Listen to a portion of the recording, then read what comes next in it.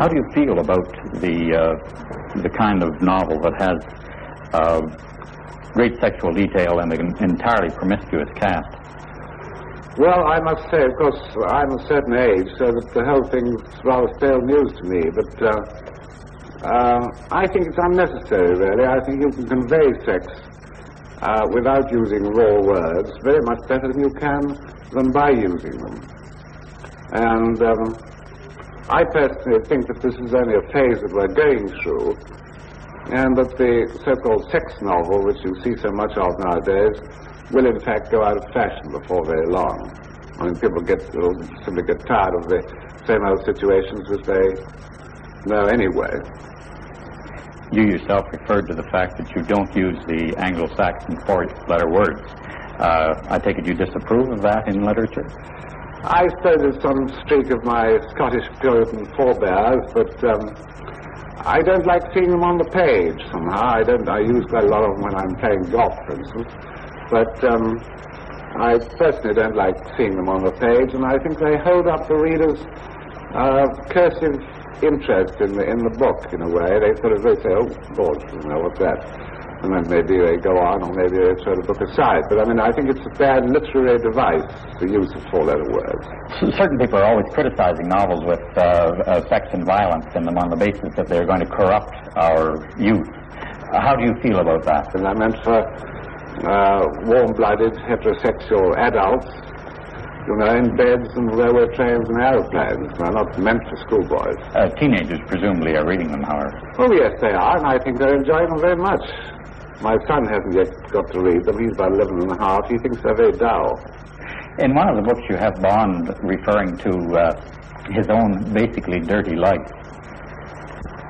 Yes, well, of course, spying is a dirty trade, and we all know it. Khrushchev had said so, and so has Alan Dulles. And we don't, in England, we don't talk much about our Secret Service, but I know that we'd say the same thing if we were asked.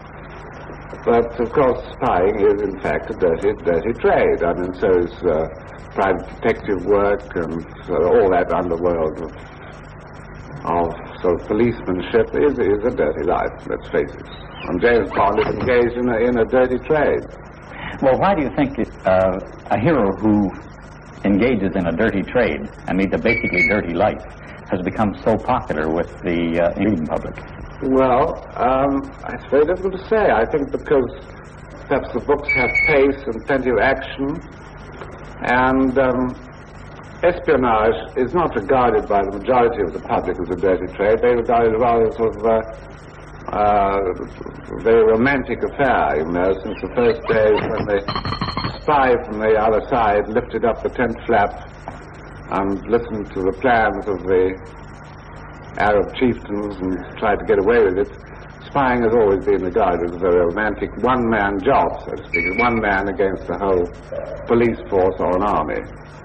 Mr. Fleming, how does an author tackle the problem of selecting a name for the hero of his stories? Well, it isn't only the hero. I mean, I generally pick up names just driving through the countryside, through villages and so on. You see an interesting name over a tobacconist or chemist or something of that sort in any country in the world.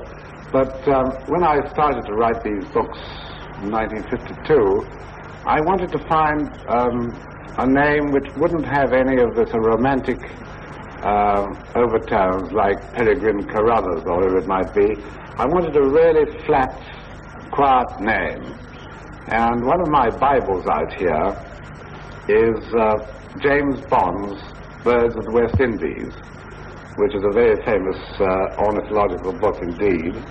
And I thought, well, now, James Bond, now that's a pretty quiet name. And so I simply stole it and used it.